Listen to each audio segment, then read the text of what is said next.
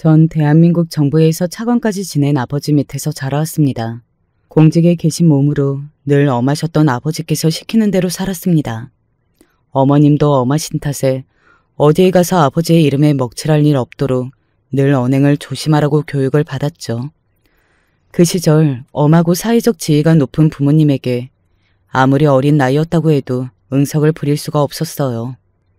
감정도 늘 절제해야 해서 지금까지 마음 편히 제 감정이나 속내를 드러내는 것을 어려워한답니다. 저를 정서적으로 엄마처럼 키워주신 것은 저의 유모, 엄씨 아주머니였죠.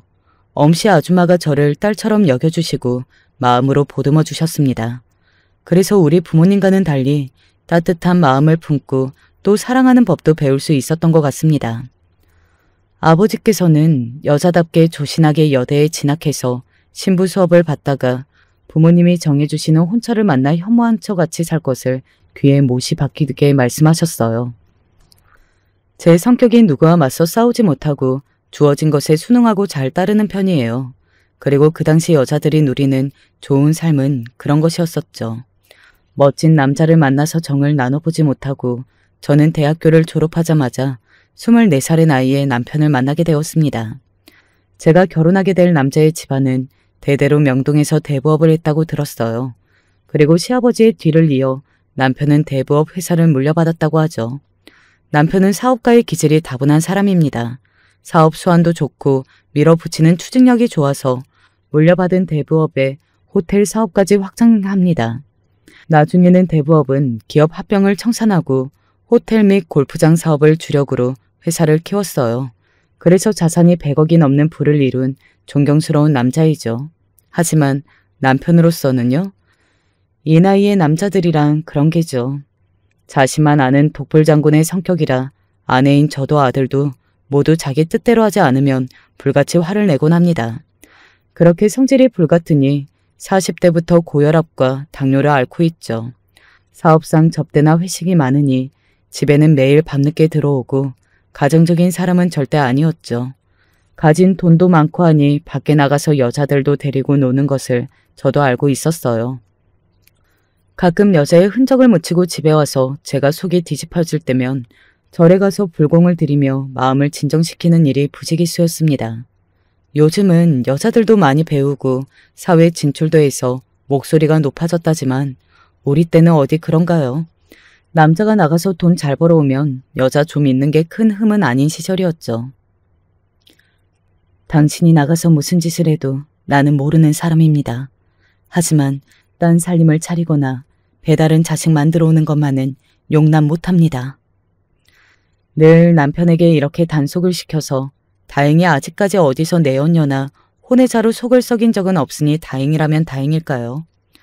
그렇게 숨죽이며 어려서는 아빠, 지금은 남편의 뜻에 따라 사는 인생에서 낙이라면 우리 아들입니다. 어디 내놔도 아깝지 않은 내 아들 용태는 어려서부터 반듯한 성품이며 명석한 두뇌를 가진 아이였어요. 또한 아들은 제 아버지처럼 할 말 못할 말 구분 못하고 화를 내는 성격은 아니었습니다. 결혼 초기의 남편 성격과 유흥업소를 드나드는 탓에 정말 마음이 힘들었던 때였어요. 그리고 무서운 시부모님과 합가하니 어디 외출이나 제 속 편히 이야기할 사람도 없었죠. 그때 아이 용태를 낳아 키우며 우리 아기와 정말 많은 대화를 나눴죠. 애가 어찌나 순한지 기저귀에 똥이 그득 차 있어도 울지 않는 천사 같은 아이였습니다. 저는 속내를 잘 드러내지 않은 것이 미덕이라 생각하는 사람이라 남편에 대한 이런저런 추문을 굳이 입에 담지 않았지만 함께 사는 가족으로 아들이 모를 리 없었죠. 아들은 남편을 무서워했고 또 한편 저를 동정하고 위해 주었어요. 남편은 아들 용태를 자신의 사업을 물려받을 장남인 만큼 자신처럼 강하고 위험을 감수하는 위인이길 바랬어요. 하지만 우리 용태는 배려심 많아서 남들에게 싫은 소리 한마디 안 하는 성격이었습니다. 이렇게 선한 아들을 남자놈이 기집애같이 약하다고 절에서 어떻게 사업을 하겠냐며 남편은 아들을 못마땅해 하고 늘 혼을 냈습니다. 이렇게 어릴 때부터 기를 죽이니 우리 애는 더 내성적인 성격이 되어갔습니다. 그리고 아버지의 말을 거역하지 못했죠. 남편은 아들의 코 흘리게 시절부터 휘문고의 서울대 경영학과에 가야 한다며 늘 1등 아니면 나가 죽으라는 말을 달고 살았습니다. 그리고 추운 11월 아들이 대학 수학 능력 시험을 보고 돌아온 날이었습니다. 그래, 시험은 잘 보고 왔겠지? 네가 갈 곳은 오직 서울대 경영학과다. 네, 전체에서 5개밖에 안 틀려서 시험 성적은 아주 잘 나올 것 같습니다. 이 정도 성적이면 원하는 어디든 갈 수 있겠죠. 하지만 아버지, 전 늘 역사학자나 역사학 교수가 되고 싶었어요. 이놈이 서울대 경영학과를 나와서 우리 호텔 사업을 물려받아야 한다고 알아듣게 얘기했거늘. 아무 소리 하지 말고 너는 경영학과에 가는 거야. 늘 아버지 뜻대로 살아왔어요. 하지만 제 성격 아시잖아요. 전 사업할 그릇이 못 됩니다. 제발 다시 한번 고려해 주세요. 남편은 갑작스레 아들의 뺨을 2대 후려쳤어요. 채통 없이 또 왜 이래요? 용태 이제 다 큰 성인이에요. 손찌검은 아닙니다. 제가 남편을 막아서자 이제 제 손목을 잡고 윽박지르기 시작합니다. 집에서 아녀자가 아들 교육도 제대로 못해놓고 내 앞을 막아서? 이렇게 험악하게 나오는 남편에게 아들은 힘없이 고개를 저으며 얘기합니다. 알겠어요. 아버지 말씀대로 경영학과에 갈 테니까 제발 엄마 좀 괴롭히지 마세요. 이제야 제 뜻대로 됐다는 안도감에 웃으며 남편은 아들의 머리를 쓰다듬었습니다. 제가 왜 모르겠어요. 역사학자, 역사교수, 사실 용태와 잘 어울린다는 것을 저는 잘 알고 있었습니다. 하지만 장남인 용태는 회사를 이어받아야 한다는 책임이 있기에 저는 마음속으로 안타깝고 미안할 밖에 남편 뜻에 더 이상 반대할 수 없었답니다. 그렇게 경영학과를 졸업하고 남편의 회사, 그중 골프장 CC 사업을 맡아서 경영하기 시작했습니다. 똑똑한 아이답게 용태는 회사 일을 잘하고 있지만 엄마로서 안타까웠답니다. 늘 피로에 지쳐 퇴근해서 사람에게 시달리는 이 사업이 신물이 난다며 술을 마시고 잠들기 일쑤였거든요. 제 아들의 지친 마음을 위로해주고 보듬어주는 내 어린 시절 유머 같은 심성의 부인을 맞아서 행복해졌으면 하고 불공을 들여왔죠. 용태 나이 30이 되니 남편은 혼처를 알아보는 모양이었습니다. 어미인 내가 짝을 지어주고 싶었지만 남편은 아들의 결혼도 자신의 사업에 도움이 되는 며느리를 보고 싶은 모양이었습니다. 어느 날 남편은 비슷한 업종의 사업을 하는 회장님에게 딸 3이 있는데 그중 둘째 딸이 아들과 결혼했으면 좋겠다고 식사 자리에서 얘기했습니다. 용태는 어차피 결혼도 아버지의 뜻대로 할 운명임을 체념했는지 별다른 관심도 보이지 않고 조용히 얘기를 듣고 있을 뿐이었습니다. 여하튼 여기도 자산이 상당한 집안이고 우리가 호텔 사업을 확장할 때 서로 도움이 될 회사니까 용태 너는 이번 주 주말에 그 집 여식을 만나보도록 하거라. 아니 그냥 형식상 선보는 거고 그 집 여식과 결혼한다고 알고 있으면 된다. 네 아버지. 불쌍한 내 아들은 아무 의지도 없는지 맥없이 대답했습니다. 회장님, 그런데 그 집 여식이 어떤 아이인지는 좀 만나보고 신중히 결정했으면 좋겠어요. 이상한 여자들도 많은데 집에 사람 잘못 들였다가는. 조용히 해. 사업하는 남자는 결혼도 비즈니스야. 당신이 우리 집안에 맞도록 며느리 교육 잘 시키면 될 것이 아니야. 아들이 결혼을 하니 장성한 자식을 결혼시키는 뿌듯한 한편 우리 집에 어떤 며느리가 들어올까 기대도 되고 걱정도 됐습니다.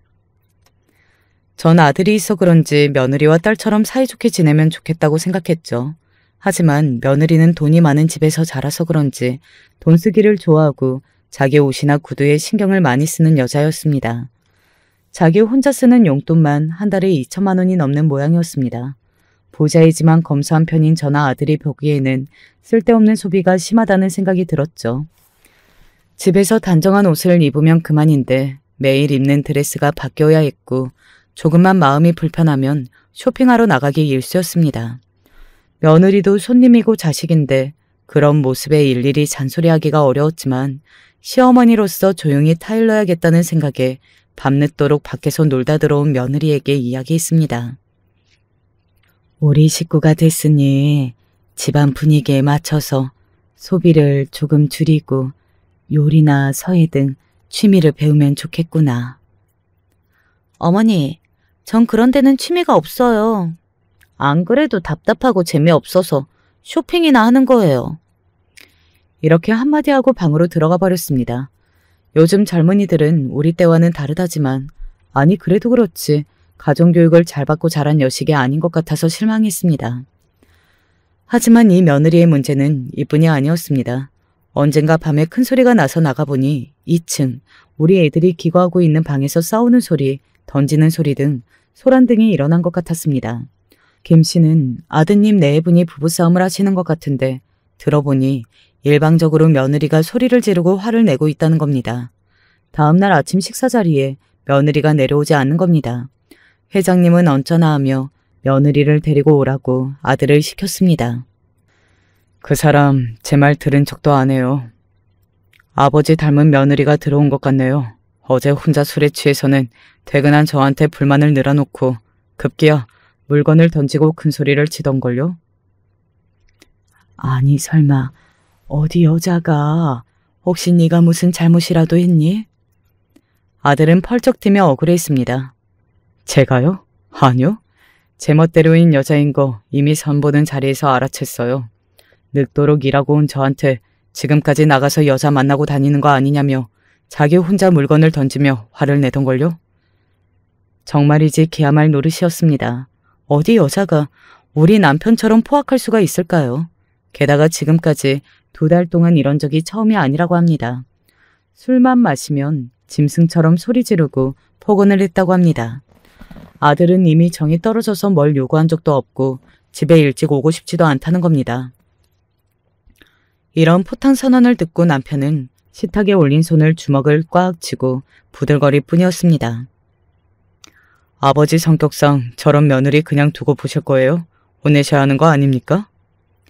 아들은 아버지의 뜻대로 살아오고 마음에 차지 않는 여자와 결혼까지 했어요. 그런데 자기 자식이나 아내에게 해대듯이 왜 며느리를 혼내지 않느냐고 비꼬는 것이었죠. 저는 아들의 심정을 100번 이해하고 또 아들이 옳은 얘기를 한 겁니다. 그래요. 제 한 달에 2천만 원 넘게 쓰고 다녀요. 지난달에는 5천만 원까지 카드값이 나오더군요. 내가 좀 아껴 쓰자고 얘기해도 자긴 그렇게 살았다며 이 집에 돈이 없으니 자기 친정에 달라고 하면 되니 자기를 내버려 두라고 하대요. 어쩌실 거예요? 남편은 분을 이기지 못하고 혼자 씩씩대다가 그대로 출근해버렸습니다. 그 성미의 우리에게 아무 소리도 못하고 나가는 것을 보니 좀 고소했어요. 하지만 큰 문제는 저런 여자와 사는 우리 아들은 어떻게 할지 저는 날마다 절에 가서 불공을 드렸습니다. 제발 우리 며느리가 정신 차리기를요. 하지만 며느리는 술을 마시는 횟수가 날이 갈수록 늘었고 급기야 아들은 어느 날 며느리가 던진 유리병에 이마를 다쳤습니다. 아들의 이마를 본 저는 하늘이 무너지는 듯 마음이 아팠습니다. 그래서 당장 방에 들어가 며느리에게 처음으로 제대로 한 소리 했죠. 어디 못 배운 짓을 하는 거니? 하다 이제 하늘 같은 남편 우리 집안의 장손 몸에 생채기를 내? 이제 함께 사는 시부모님도 무섭지 않은 거야? 어떻게 이렇게 해? 며느리는 저를 쏘아보며 이 집에서는 더 이상 못 살겠다는 말을 한마디 할 뿐이었어요. 그리고 거칠게 옷가지를 트렁크에 담더니 그대로 나가버렸습니다. 그 아이는 그렇게 집을 나가서 친정으로 가버렸다고 합니다. 그리고 그 집 아버지와 남편은 만나서 이 일을 얘기했고 조용히 애들끼리 갈라서기로 합의를 봤다고 하네요. 알고 보니 며느리, 아니 그 아이는 이전에 알코올 중독 정신과에 다닌 적도 있는 온전한 정신을 가진 사람이 아니었던 겁니다. 남편도 사업상 관계를 틀 수 없던 건지 사돈댁에 별다른 항의도 하지 않고 업체에 소문이 나지 않도록 아들에게 조용히 이혼 도장을 찍으라고 했습니다. 아들은 애초에 그 애를 마음에 들어하지도 않았을 뿐더러 이제 집에서 보지 않아도 되니 후련하다며 이혼을 빨리 진행했습니다. 이혼남이 된 아들은 회사를 경영하는 일만 신경 쓰며 원래의 평온한 일상을 찾게 되었습니다. 다행히도 전보다는 편해 보였습니다. 그럼에도 불구하고 한 번씩 술 마시고 들어와서는 저를 안고 조용히 흐느낄 때가 있었어요. 어미인 저는 이런 아들의 마음을 알고도 아무것도 할 수 없는 처지가 애통했습니다. 한번 실패한 결혼이니 이번에는 아들의 마음을 채워줄 수 있는 여자를 소개해주고 싶었습니다. 하지만 사람은 변하지 않더군요. 남편은 또 집안과 조건을 보며 아들을 결혼 장사에 내놓으려고 했습니다. 회장님, 우리 첫째 박 사장 저렇게 혼자 둘 수는 없지 않겠어요? 재혼 자리에는 이번에 제가 나서서 해볼게요. 이미 용태 혼처는 얘기하고 있는 데가 있으니 당신은 결혼 준비만 하면 돼. 정말 기가 막혔어요. 한번 아들 결혼 망쳤으면 그만이지. 그 안목으로 우리 집안 며느리를 또 조건만 보고 정하다니. 얼마 뒤에 남편은 두 번째 결혼할 여사를 집에 데려옵니다. 지난번처럼 아들과 소개팅하는 단계도 건너뛰고 그냥 금방 결혼할 것처럼 하대요. 못마땅하지만 그래도 이번에 인성 좋은 여자가 왔으면 하는 바람이었습니다. 인사 온 처자는 아들보다 7살이 어린 아가씨였고 지난번 며느리처럼 사치스럽게 보이지도 않았습니다. 어깨까지 오는 긴 생머리를 단정하게 묶었고 얌전한 투피스 정장을 입고 있었어요. 이런저런 이야기를 나누다 보니 말수가 적고 잘 웃지 않는 다소 경직된 모습이었습니다. 오히려 조금 불편해 보이는 표정이어서 혹시 어디가 아프거나 불편한 구석이 있으면 편하게 얘기하라고 긴장을 풀어주었어요. 아니요, 괜찮습니다. 제가 원래 이렇게 무뚝뚝하네요. 이해해 주세요. 사근사근하고 따뜻한 아가씨였으면 참 좋았겠지만 어디 세상사가 내 맘 같을까요? 아가씨가 낯선 시댁에 처음 인사 오는 자리라고 이해하고 오히려 전 며느리처럼 경박한 처자 같지 않아서 안도했습니다. 아들과 며느리는 3개월 만에 결혼을 했습니다. 그리고 아들 내외는 지난번과는 달리 조용히 잘 사는 것 같았습니다. 그 사실에 저는 안도했어요. 그리고 며느리는 결혼하고 얼마 안 되어 튼실한 아들, 첫 손주를 낳아주었습니다. 또 3년 뒤에 이쁜 손녀딸도 낳았죠. 아들이 이제 아내와 아이 둘도 있는 가정을 이루자 저는 더할 나위 없이 기뻤습니다. 다만 늙은 제 기우였을까요? 이상하게도 첫 손주 성준이가 왠지 모르게 정이 안 가는 것이었습니다. 주변 친한 지인들과 이런 이야기를 하면 다들 이해가 안 간다고 했습니다. 원래 아들 손주가 가장 이쁘고 귀한 법이 아니겠냐고. 저도 이런 제가 의아했지만 가만 생각해보니 꿈 때문인 것 같았습니다. 며느리가 첫 아이를 임신했다는 소식을 들은 날 밤 저는 꿈을 하나 꾸었죠.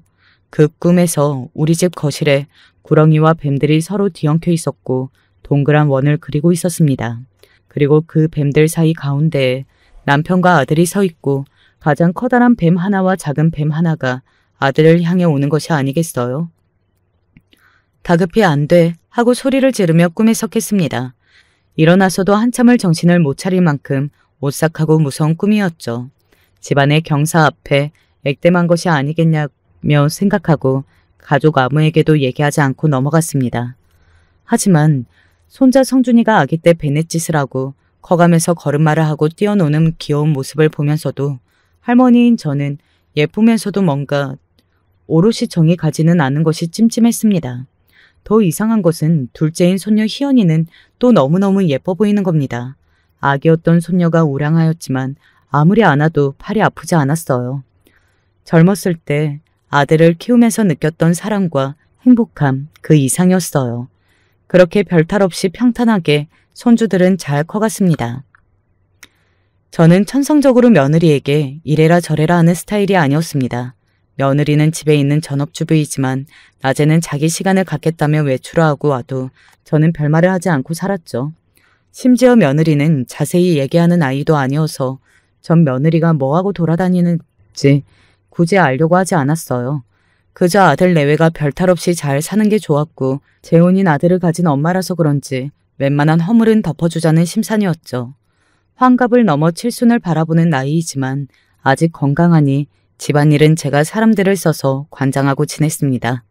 그리고 손주들이 건강하게 크면 된다는 생각에 교육은 지 애미에게 맡겨놓았습니다. 그런데 가만 보니 며느리는 좀 특이한 구석이 있었습니다. 아들인 성준이를 더 많이 좋아하고 애정을 쏟는 것이 제 눈에는 많이 보였습니다.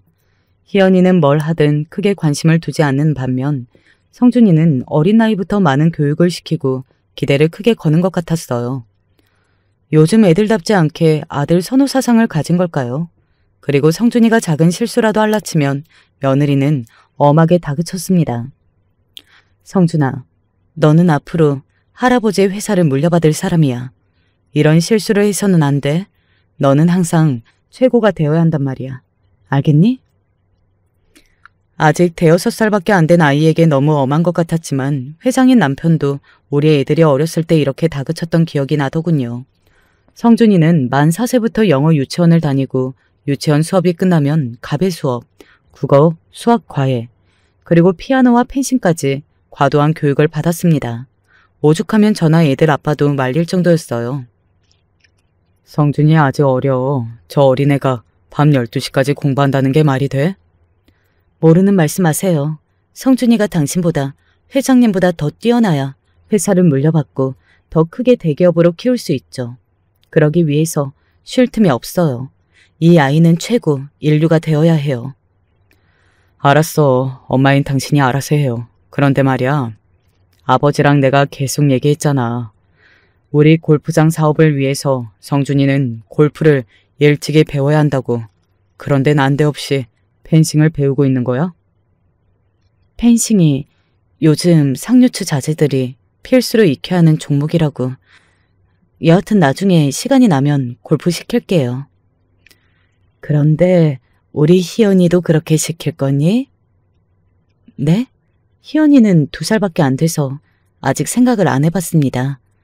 희연이에 대해서는 어머님이나 애들 아빠가 하고 싶은 대로 시켜도 좋겠군요. 아직 2살이라며 딸 희연이에 대해서 교육을 신경 쓰고 싶지 않다고 며느리는 둘러댔지만 아들 성준이는 만 1세부터 아기 영재 교육을 시작했었습니다. 제가 보기에는 딸 희연이에 대해서는 교육이나 양육에 큰 관심이 기울이지 않는 것 같이 보였죠. 그래서인지 저는 소녀 희연이가 더 마음이 쓰였고 자연히 엄마보다 할머니인 제가 더 많은 시간을 같이 보냈습니다. 희연이를 데리고 동물원이나 놀이공원도 가고 미술관과 박물관도 데려가면서 많은 좋은 것을 보여주고 싶어 했습니다.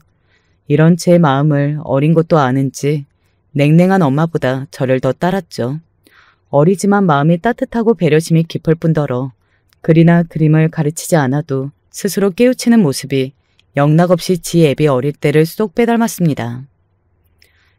이에 반해 맞손자 성준이는 아이가 의젓하고 말도 잘 따르는 좋은 아이지만 속을 알 수 없고 표정도 지 애미처럼 굳어있는 것이 도통 아이 같지 않았습니다.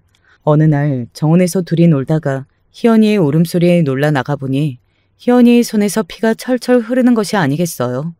그런데 놀라운 장면을 보고 말았습니다.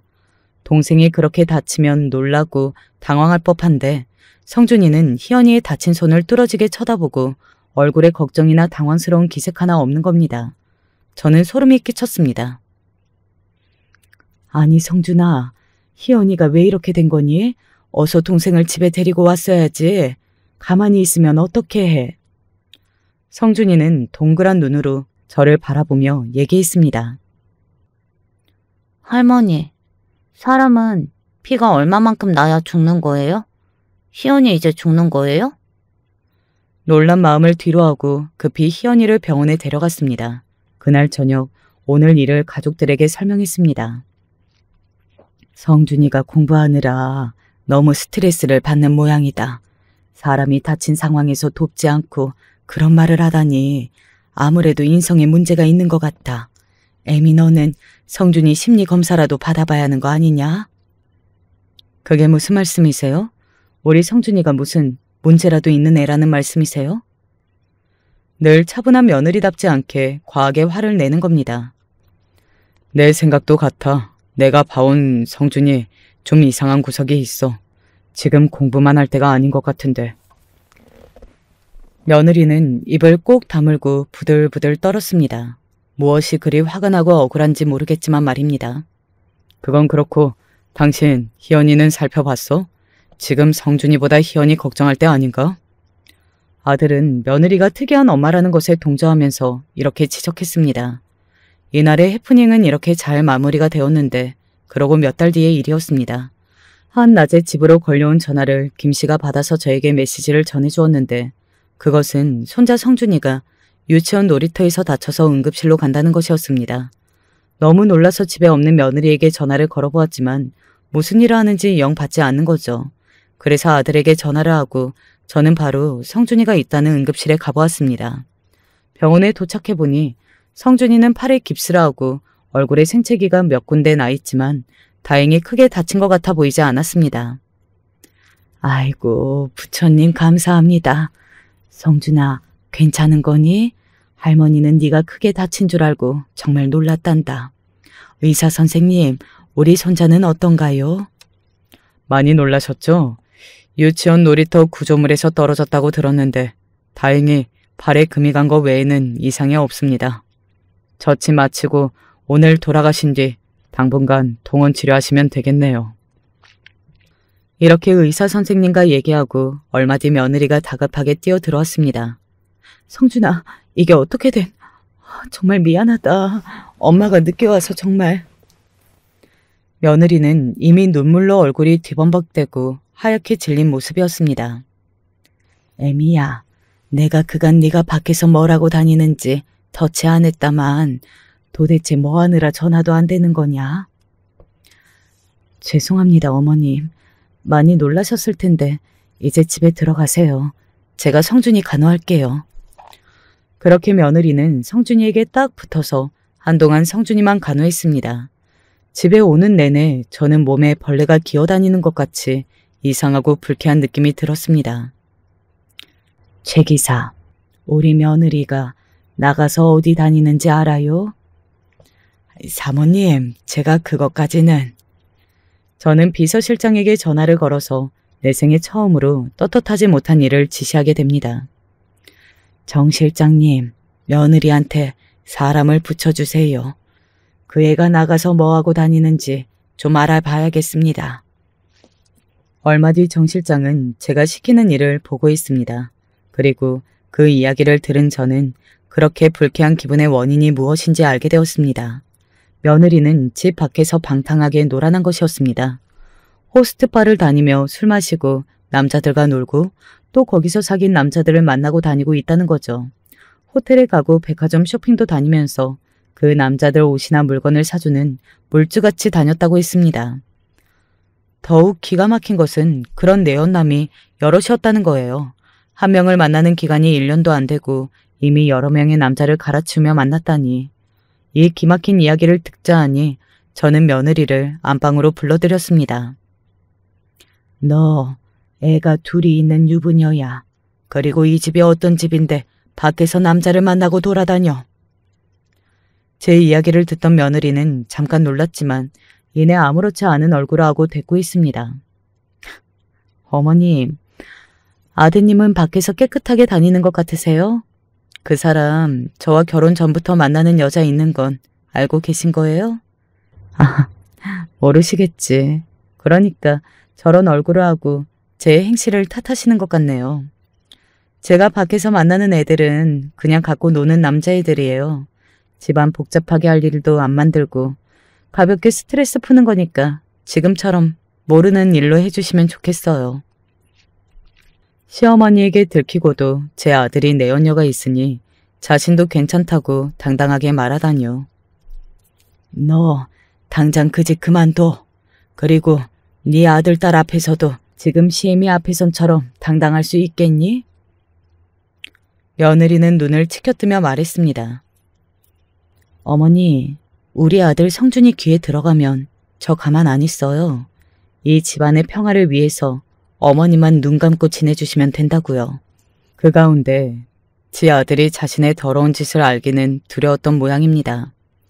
뻔뻔한 며느리에게 화가 나서 머리가 어지럽더라고요. 김씨에게 진정제를 가져오라 해서 먹고 나서 정신을 차린 뒤 아들에게 전화를 했습니다. 박 사장, 너 네 아내가 밖에서 무슨 짓을 하고 다니는지 알고 있는 거냐? 어머니, 아셨어요? 왜 그러셨어요? 아셔봐야 속만 상하실 텐데. 아니, 너도 만나는 여자가 있다고. 그게 사실이냐? 네. 죄송해요. 어머니, 저도 마음 편히 쉴 만한 사람이 필요하잖아요. 이혼하고 얼마 안 있다가 알게 된 여자인데 정말 착하고 좋은 사람이에요. 그녀와 두 번째 결혼하고 싶었지만 어머니 아시잖아요. 아버지가 어디 그렇게 할 뿐입니까? 저도 숨 좀 쉬고 살려면 그 사람이 필요해요. 아내가 밖에서 남자들 만나고 다니는 건 일찍부터 알고 있었어요. 우리 부부는 그냥 이 집안에서 각자의 역할만 할 뿐 정을 나누는 사이 아닙니다. 그 여자 얼마나 차갑고 속을 알 수 없는 사람인지 어머니도 아시잖아요. 그냥 이렇게 저희는 하던 대로 살게요. 어머니 죄송해요. 그냥 조용히 덮어주세요. 아, 너무 불쌍한 내 아들. 아들의 이야기에 저는 복장이 터지고 미칠 것만 같은 심정이었습니다. 하지만 아들의 얘기가 맞는 말이었습니다. 그래서 아들도 며느리도 애들의 부부관계도 모르는 척 입 닫고 조용히 살려고 했습니다. 그렇게 몇 년의 시간이 흘러서 우리 손주들은 모두 초등학교에 입학했습니다. 성준이가 5학년, 희연이가 2학년. 여전히 성준이는 며느리의 교육 방침대로 아침부터 밤 늦도록 공부하고 키는 쑥쑥 커서 또래보다 한 뼘이 크고 덩치가 좋은 어른스러운 학생이 되었습니다. 우리 희연이는 친구들과 학교도 잘 다니고 독서, 논술과 첼로, 그리고 골프 정도만 배우면서 해맑고 건강한 예쁜 아이로 크고 있죠. 속이야 어쨌든 겉으로는 가족들 모두 평화롭게 지내던 어느 날이었습니다. 모임을 마치고 집에 귀가했더니 글쎄 집에 끔찍한 일이 벌어진 것입니다.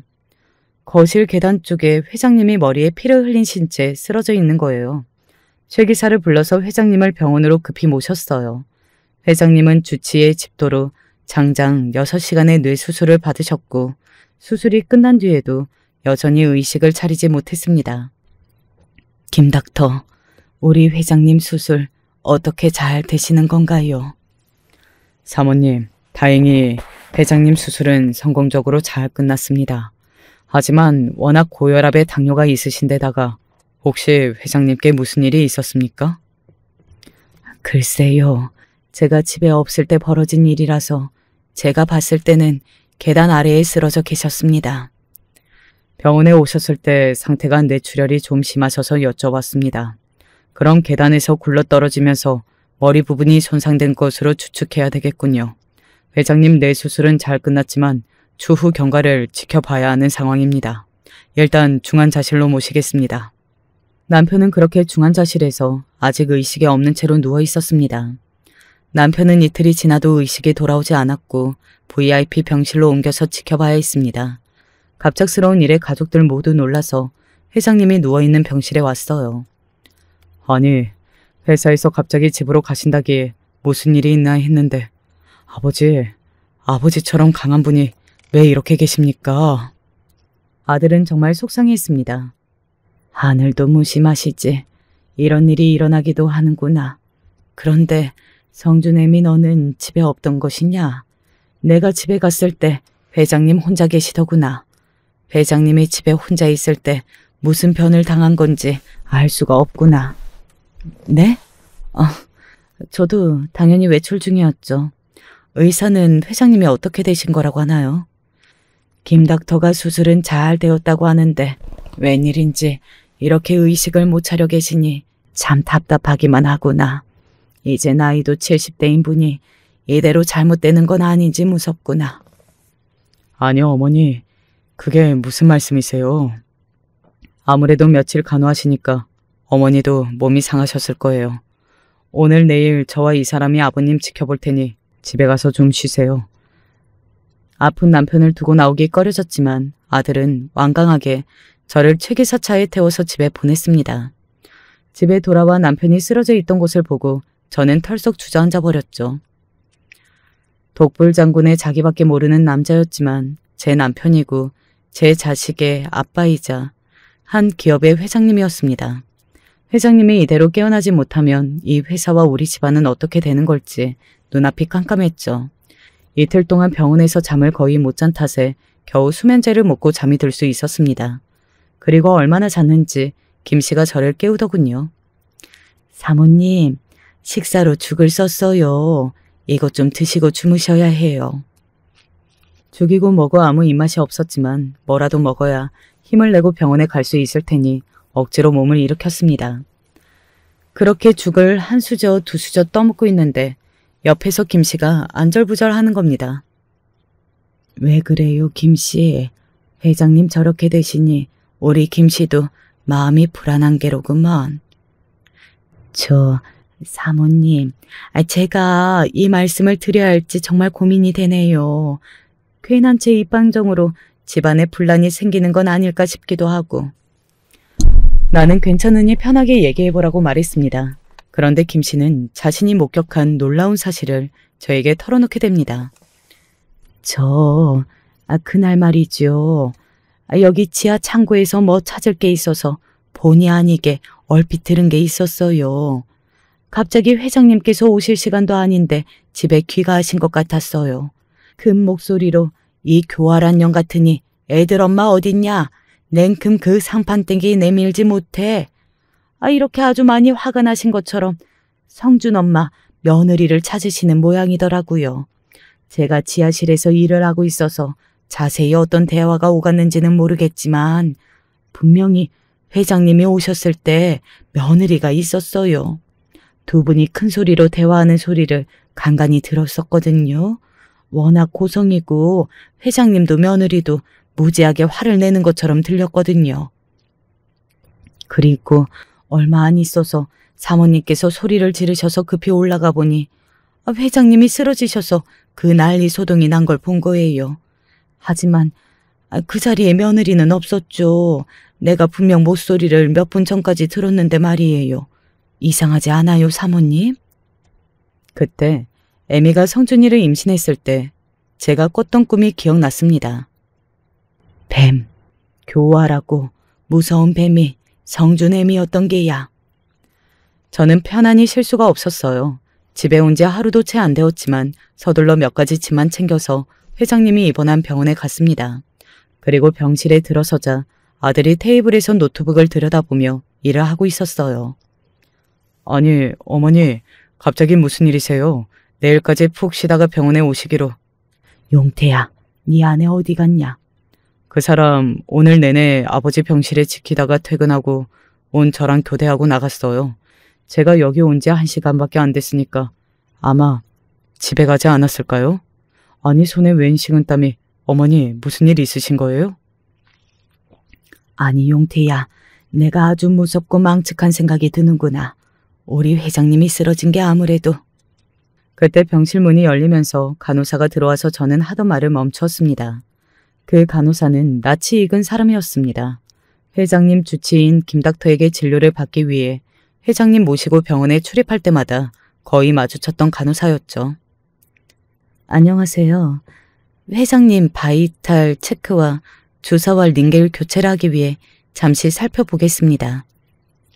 그 간호사는 일을 마치고 저와 아들을 보더니 잠시 머뭇거렸습니다. 회장님 괜찮으신 건가요? 회장님 괜찮으신가요? 회장님 회복하실 때까지 잘 좀 부탁합니다, 간호사님. 저 외람되지만 보호자님께 이 말씀을 드려야 할 것 같아서요. 오늘 내내 회장님 곁에 지키신 여자분이 며느님 맞으시죠? 그분 조심하셔야 할 것 같아요. 네? 아니, 무슨 말입니까? 이건 제 추측일 뿐이지만 평소 사모님이 워낙 좋은 분이셨기에 제가 은밀히 드리는 말씀이에요. 사실 낮에 회장님 바이탈 불안정해서 위험할 뻔한 순간이 한 번 있었어요. 그러고 제가 급히 왔을 때 그 자리에는 며느님이 계셨고요. 회장님이 위험해서 기계 경보음이 울렸을 텐데 왜 진작 저희를 부르지 않았냐고 물어봤죠. 그랬더니 자기는 이어폰을 꽂고 음악을 듣느라 전혀 몰랐다는 거예요. 전혀 당황하거나 걱정된 표정 하나 없이요. 그리고 아무래도 며느님이 회장님 산소 호흡기 쪽을 건드려서 경보음이 울렸던 것 같다는 게 저의 추측입니다. 절대 며느님과 회장님 두 분만 병실에 두시면 안 될 것 같아요. 간호사는 이렇게 충격적인 사실을 고하고 나갔습니다. 아유, 내 감이 맞았구나. 역시 그 뱀 같은 것이 이런 일을 벌인 게요. 용태야, 사실 내가 급히 온 것은 집에서 김 씨에게 들은 얘기가 있어서다. 너희 아버지가 쓰러졌을 때 네 아내 그 못된 것이 아버지와 함께 있었고 뭔가 큰 다툼을 벌였다는 게야. 난 그것이 너희 아버지에게 해코지를 한 게 아닌가 싶구나. 지금 저 간호사 말을 들으니 이제는 확신이 들어. 그년이 벌인 짓인 거야. 이 충격적인 얘기에 아들의 얼굴도 새파랗게 질려서 잠시 생각을 하더니 정 실장을 불렀습니다.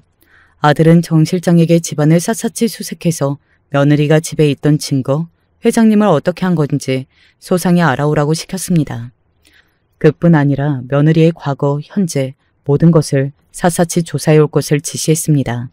그날부터 저는 남편의 병실을 지켰고 부득이할 때는 보디가드를 시켜서 누구도 이 병실에 접근하지 못하도록 출입을 막았습니다.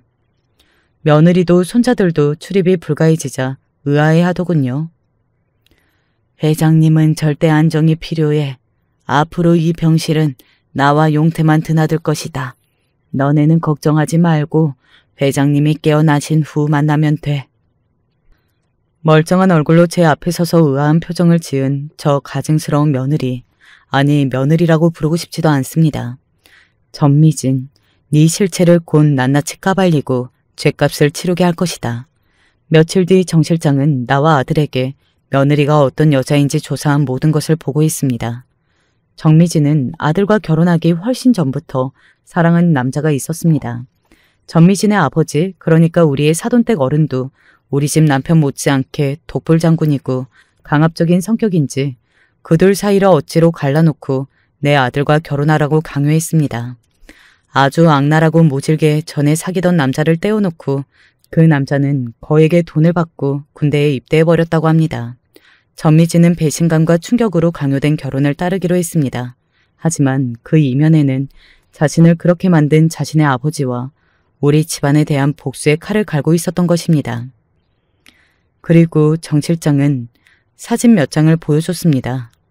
그 사진 속의 인물은 전미진이 만나던 전 애인이었습니다. 저와 아들은 그 사진을 보고 할 말을 잃고 말았습니다. 사진 속의 남자에게서 바로 우리 손자 성준이가 보였기 때문입니다. 그리고 정 실장은 더욱 충격적인 전미진의 비밀을 털어놓았습니다. 네, 보신 그대로 사실 성준 도련님은 그 사진의 남자 전미진의 전 애인의 친자인 것으로 보입니다. 아직 그 남자를 찾기 전이라 친자 확인은 아직 못했지만 사장님과 성준 도련님의 DNA 친자 확인을 의뢰했었죠. 여기 결과 보고서를 보면 아시겠지만 성준 도련님은 사장님의 친자가 아닙니다. 정말 기가 막히고 코막힌 세상 어디에도 없는 막장, 이런 일이 또 있을까요? 전미진은 현재 결혼 중 바람으로 모자라서 내 아들과 결혼한 그 순간에도 남의 씨앗을 임신해 있던 것입니다. 그저 아들과 결혼하자마자 아이가 생겨서 기쁘고 축하만 해주었던 과거의 내가 바보 천치입니다. 놀라지 마십시오. 작은 사모님은 아마 성준 도련님에게 회사를 물려주고 싶었던 것 같습니다. 가까운 친구들에게도 그렇게 얘기했다고 합니다. 성준이가 커갈수록 전 애인을 닮은 것이 무서울 정도라고. 키도 크고 체격도 탄탄했으며 펜싱을 취미로 했던 전 애인 말입니다. 아, 그래서 성준이에게 골프가 아닌 펜싱을 시킨 것도 다 그 아비를 닮고자 해서. 이제야 보니까 살면서 전미진이 한 이상한 행동들이 이해가 되었습니다. 3명의 사람이 충격의 도가니에 빠져 나오지 못하고 있을 때 들리는 소리가 있었습니다. 아유, 내가 어떻게 된 건가? 남편의 목소리에 황급히 남편에게 다가갔습니다. 여보, 정신이 들어요? 나 누군지 알아보겠어요? 내가 이 박상우가 살아난 건가? 하하하하, 그 이쁜 얼굴 늙어도 알아보겠네. 내 마누라 아닌가? 감사하게도 남편은 의식을 차리고 이전과 같이 멀쩡히 알아보고 얘기를 했습니다. 그년 어딨어? 며느리 탈을 쓴 더러운 년이 남의 씨앗을 베고 와서 우리 집안에 손주로 들였어. 그리고 그것한테 내 회사도 돈도 다 퍼주려고 했다고. 내가 그 사실을 알고 혼을 내니깐 계단에서 밀어버리더군. 비밀이 밝혀질까봐 나도 죽이려고. 이런 망할 년, 내가 아주 죽여버릴 거야. 그녀의 실체를 지금 막 우리도 알게 되었어요. 그런데 아버지까지 죽이려고 했다니 이게 사람이게 한 건가? 금강경에 눈앞에 아무리 싫은 사람이 있어도 그를 사라지게 할 수는 없지만 그를 싫어하는 자신의 마음은 바꿀 수 있다는 구절이 있습니다. 70평생 미운 남편, 미운 며느리를 보며 이 구절을 되뇌이고 용서하고 마음의 변민을 없애려고 했지만 이 두 번째 며느리는 아무리 봐도 그렇게 용서할 수 없었습니다. 남편과 아들의 말처럼 저도 그 며느리를 그냥 둘 수는 없었습니다. 아들은 정 실장과 사람들을 붙여서 전미진을 찾아서 경찰서에 보내라고 지시했습니다. 그리고 로펌에 연락해서 전미진을 살인미수로 형사처벌 입건과 동시에 이혼 청구 소송을 진행하라고 지시했습니다. 그리고 손주 성준이는 호적에서 파내어버리고 집에서 내보내어 외가댁으로 보내버리라고 시켰습니다. 우리 성준이 13년을 키워온 내 귀한 손자였지만 더 이상 그 아이를 볼 자신이 없었습니다. 그 아이를 보면 이제 전미진과 그 전 애인이 떠오를 것입니다. 친자도 아닌 손주를 우리가 계속 키울 수는 없는 노릇이니까요. 매정이도 이렇게 정을 떼고 인연을 끊는 것이 최선이라고 생각했습니다. 그리고 내 친손녀 희연이가 이 사실을 알게 되면 그 어린 것이 얼마나 상처 입겠습니까? 또 씨앗도 다른 애들끼리 한 집에서 사는 꼴 나는 못 봅니다.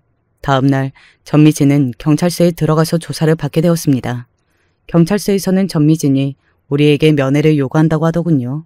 그래, 니까짓 것이 모든 것이 다 밝혀진 지금 뭐라고 하나 궁금했습니다. 아들은 그년 다시는 보고 싶지도 않다면서 거부하기에 남편과 저 둘이 면회를 갔습니다. 푸른색 수의복을 입은 전미진이 보였습니다.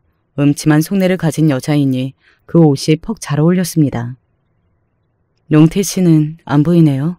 이제 저 얼굴도 보기 싫은 모양이죠. 당연하지. 어린들 네가 보고 싶어 왔겠냐. 모든 것이 다 밝혀진 마당에 뚫린 입이라도 뭐라고 하는지나 들어보려고 온 게다. 저도 이렇게 살고 싶지 않았어요. 하지만 당신 박상우 회장과 내 아버지 전태수 두 사람이 내 애인과 나를 지옥 끝까지 몰아간 거예요. 이 결혼 죽어도 하고 싶지 않았어. 이미 그 사람의 애도 임신한 몸이었단 말이야. 그래서 난 그 아들에게 모든 것을 주고 싶었어. 당신들이 자식보다 더 소중하게 생각한 그 회사, 그것을 그 아이에게 준 것을 알게 된다면 아마 당신들은 죽어서도 눈을 못 감겠지. 내 딸 희연이와 어머니께는 미안한 마음이 조금 있어요. 좋은 사람들이잖아요. 그런데 날 어떻게 해도 좋은데 내 아들만은 그 집에서 키워주세요. 내가 죽일 년이고 내가 악마인 거지. 성준이는 아무 죄 없잖아. 성준이는 외갓되기 싫대요. 자기는 박성준이 좋다고. 엄마는 없어도 되니 그 집 사람이 되고 싶다고 하네요. 제발 죄 없는 성준이만은 걷어주세요. 네? 회사를 물려주지 않아도 되니 지금처럼 손주처럼 아들처럼 키워만 주세요. 칼로 베인들 눈물 한 방울 안 흘릴 것 같았던 전미진은 아들 생각에 눈물이 나는 모양이었습니다. 애미인 제가 저 심정을 왜 모르겠어요. 하지만 성준이는 불쌍한 아이다. 하지만 그건 역시 그런 아비, 애미 밑에서 나온 그 아이의 운명인 것을 어찌하겠느냐. 아들이 네 여보를 받은 게야. 감옥에서 반성하고 죄값 치르고 나와서 아들 잘 키워라. 그리고 희연이는 우리가 잘 키울 테니 걱정 말고. 그 후 며느리였던 전미진은 징역 3년, 집행유예 2년을 선고받았습니다. 살인미수였지만 그 집에서 좋은 로펌을 써서 형량을 낮췄다고 들었습니다. 손주였던 성준이는 이제 전성준으로 한동안 이 집에 찾아왔지만 대문을 열어준 적이 없습니다. 아버지로서 성준이를 키웠던 아들은 한동안 괴로워했지만 그래도 차마 아들을 다시 만날 자신은 없었던 것 같습니다. 우리 손녀 희연이는 엄마가 이혼하고 나서 오빠만 데리고 먼 나라로 유학 간 걸로 알고 있습니다. 이 아이는 아직 이런 모진 이야기를 감당하기에 너무 어리니까요. 아들의 결혼을 2번이나 망친 장본인이 남편은 그 뒤로 자기 성질머리도 죽이고 앞으로 아들의 결정은 스스로 하라면서 본인도 회장 자리에서 물러났습니다. 아들은 회사를 이어받아 나름대로 잘 경영하고 있고 또 희연이가 커서 모든 것을 이해할 나이가 되면 그때 만나는 여자와 결혼도 하겠다고 말하더군요. 이제 아들 네 인생 네가 살거라 웃으며 말했습니다. 드디어 우리 집안의 이야기를 마칠 때가 되었네요. 늙음하게 살아온 이야기를 풀어내는 것이 이렇게 회한이 드는 무거운 일인 줄 미처 몰랐습니다. 그래도 참 좋은 시간이었네요. 그럼 안녕히 계세요. 안녕하세요. 인생에 있어서 결혼이 얼마나 중요한지 굳이 저 같은 사람이 말을 하지 않아도 아시겠지만 이번에 새삼 느낀 게 많아서 이번에 글을 적어보게 되었습니다. 부디 끝까지 들어주시면 고맙겠어요. 저와 아내는 젊은 시기에 공장에서 만났고 서로 같이 붙어있는 시간이 꽤 있다 보니 연애를 거쳐 결혼까지 금방 가게 되었습니다. 오래 만난 것은 아니었지만 아내의 느낌은 처음부터 연애하는 내내 계속 좋았기 때문에 꼭 이런 여자랑 결혼해서 일찍 자리를 잡고 싶다는 생각을 했어요. 아내는 주변에서 봐도 다들 예쁘다고 할 만큼 수려한 외모였고 저와 연애를 한다고 했을 때 그리고 결혼 이야기 나올 때에도 주변에서 아쉬워하는 시선들이 많았어요. 그런데다가 만나는 내내 짜증 한 번 낸 적 없고 늘 수더분하게 제 이야기를 들어주면서 편안하게 해주는 여자였어요. 사실 부끄러운 이야기지만 저는 의욕만 있지 딱히 능력도 없는 상태였어요. 그럼에도 저를 믿고 자금도 준비해온 아내를 보며 면목이 없었죠.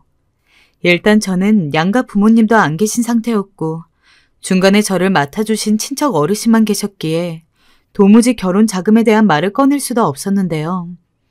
공장에서 들어가서 본 돈은 그다지 많지 않았고 고작해야 2천만 원이 좀 되는 돈이 있었어요. 아무리 시간이 오래전이라고 하지만 누가 봐도 한 남자가 집을 사고 꾸려나가기엔 부족한 돈이었어요.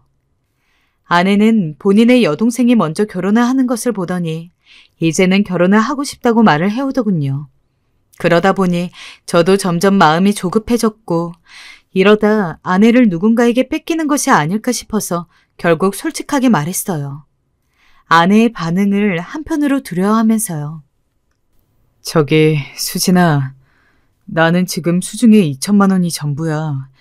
이걸로 식도 올리고 집도 사고 하면서 결혼을 무작정 진행하기가 어려워. 정말 미안해. 이 말을 꺼내놓고도 아내를 잡고 싶어서 불안했는데 되돌아온 아내의 말은 전혀 상상 밖이었습니다. 제 귀를 의심할 정도였는데요. 그래서 미루고 있는 것 같았어. 나랑 결혼하고 싶은 마음은 있는 거야? 당신만 나랑 결혼하겠다면 내가 모아둔 돈을 함께 보태볼 생각이야. 정말? 괜찮겠어? 얼떨떨하게 아내만 쳐다보고 있는 저에게 생각지도 못한 말을 계속해서 이어갔습니다. 학교 졸업하자마자 모아둔 돈이 있는데 1억이 조금 넘어. 이걸로 우리 시작해봐요.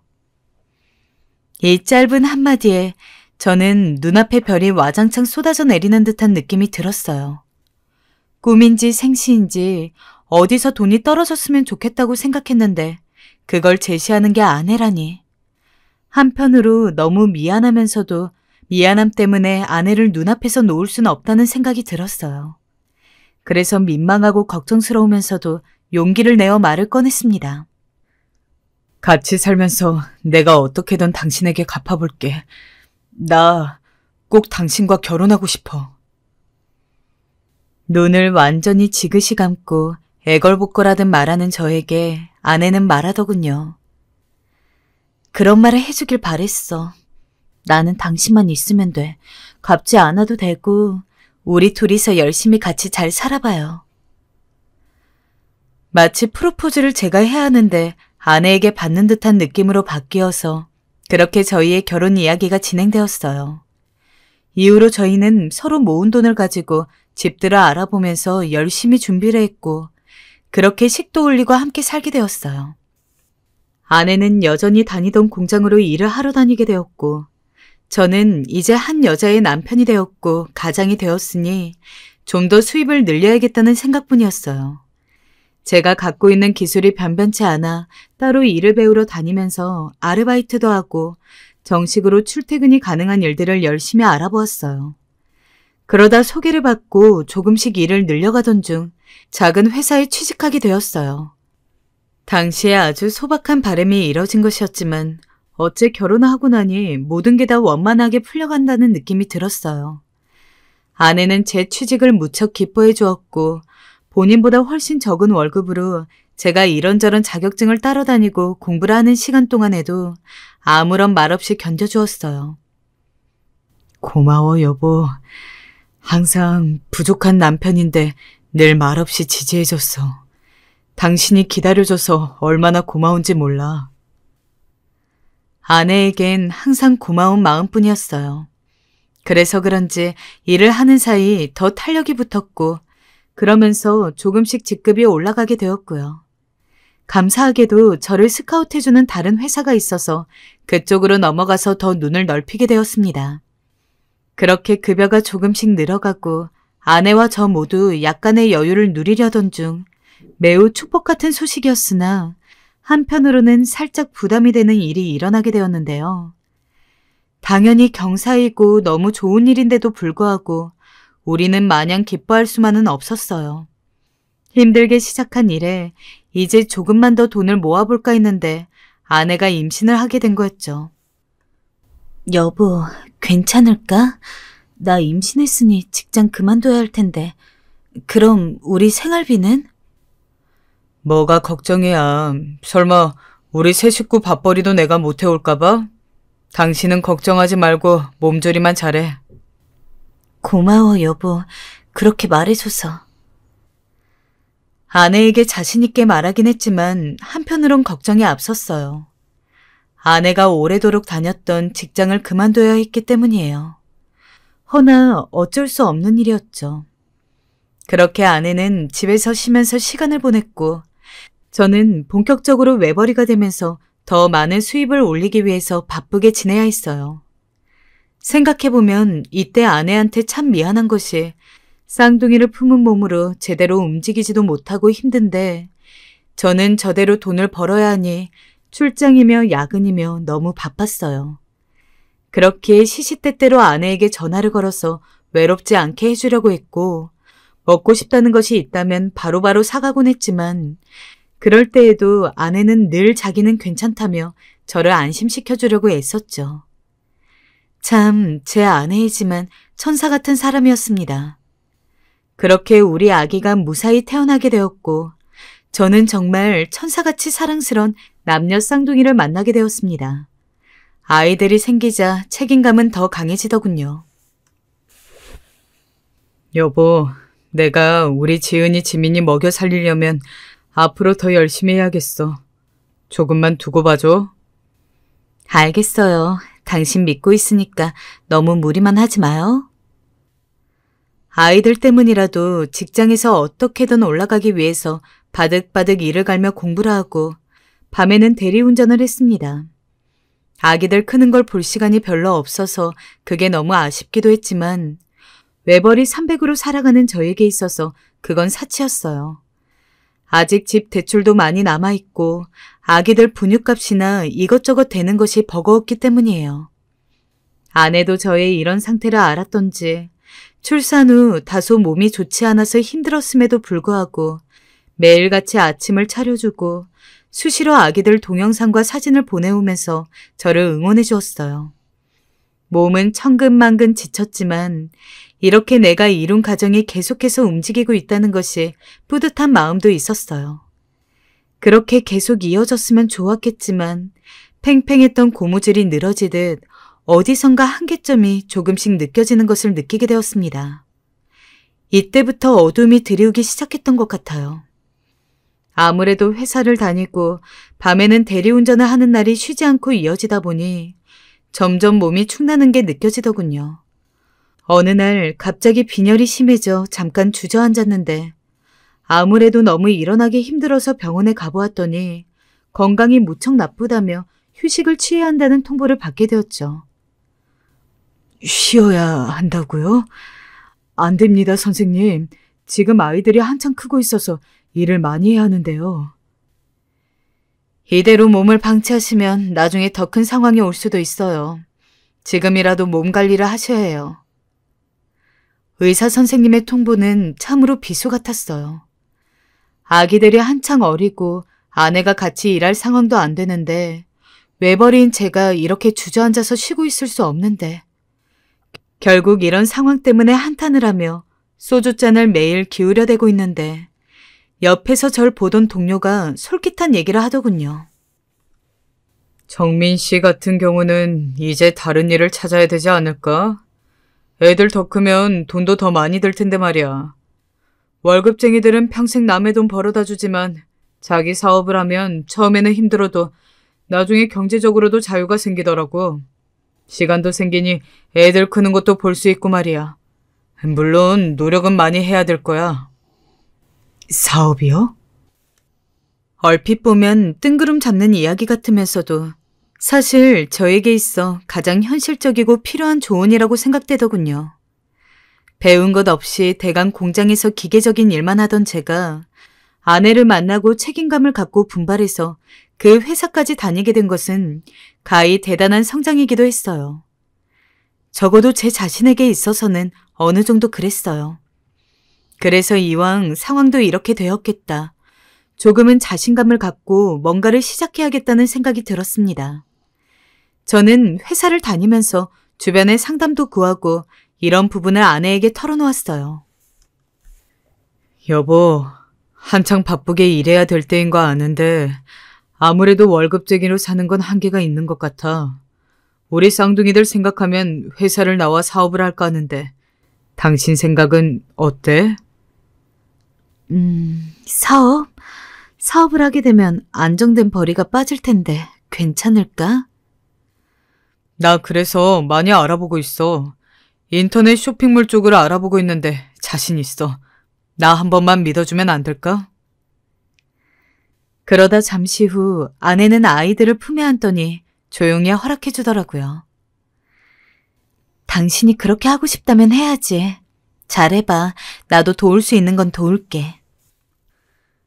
아내는 그저 완전히 저의 모든 것을 지지해주겠다는 반응이었어요. 정말 몸둘 바를 모를 정도로 벅차오르더군요. 그러면서도 아내의 믿음에 보답하고자 반드시 성공시키고 말겠다는 생각이 들어 어쩌면 대리운전을 뛰던 때보다 훨씬 더 갈급하게 사업을 트기 위해서 움직였습니다.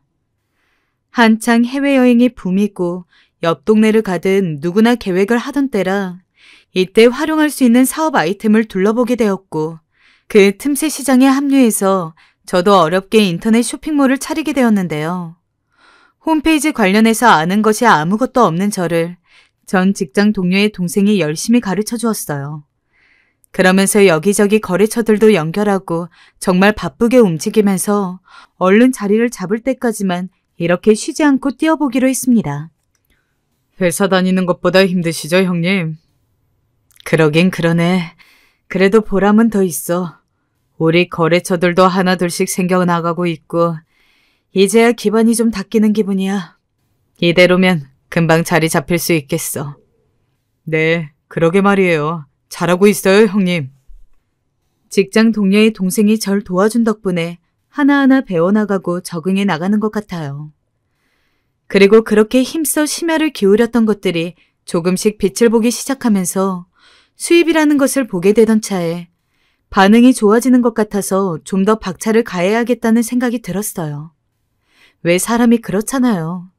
어느 정도 성공할 기미가 보이면 이때다 싶어 노를 젓고 싶은 심정 말이죠. 저도 그랬습니다. 대출을 왕창 받아 사업을 확장하기로 한 거죠.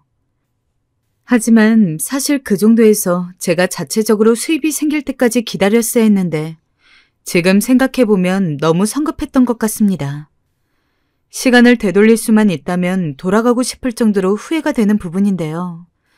거기다 무리해서 빚을 늘려 더 확장시키던 와중에 갑자기 어디서 비구름이 슬슬 몰려오더니 천둥 번개가 쩌렁쩌렁하게 치듯 제가 갖고 있는 모든 것들을 쓸모없게 만들어버렸습니다. 바로 코로나였죠. 하필이면 제가 이런 일들을 벌이고 있는 시기에 꼭 그런 흐름과 제가 마주했어야 했던 것일까요? 아마 저를 비롯해서 관련 사업을 하는 분들, 관련 직종에 있는 분들도 다들 절망적이었겠지만 전 하필 해외 관련 일을 하고 있었기에 코로나의 타격이 더 컸어요. 그렇게 순풍에 돛을 단 듯 쉽게 이어지던 흐름은 끊겨버렸고 거기에 흙을 쏟아붓는 격이었습니다. 거래처들은 저마다 살겠다고 하나씩 발을 빼기 시작하고 저는 그냥 눈뜨고 코 베이는 마냥 막대한 손실이 나는 것을 손도 써보지 못하고 지켜보기만 해야 했어요. 말도 안 되는 사태를 눈으로 확인하는 게 너무 괴로워서 차라리 질끈 눈을 감기도 하고 이 현실에서 나가고 싶어 홧김에 노트북을 덮어버리기도 했습니다. 어떡하면 좋아. 난 죽어야 해. 난 살 가치도 없는 놈이야. 매일을 술로 이런 소리를 늘여놓으며 연명했던 것 같아요. 그런다고 상황이 달라지는 건 아무것도 없는데 말입니다.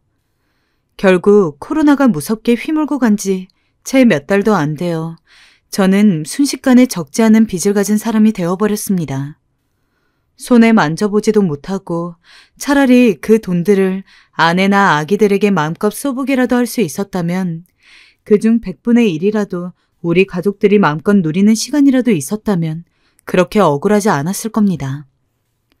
저는 비참함과 죄책감에 억눌려 견딜 수가 없었고, 여태껏 겪어보지 못했던 심한 우울감에 눌려서 한동안 좌절해 있었어요.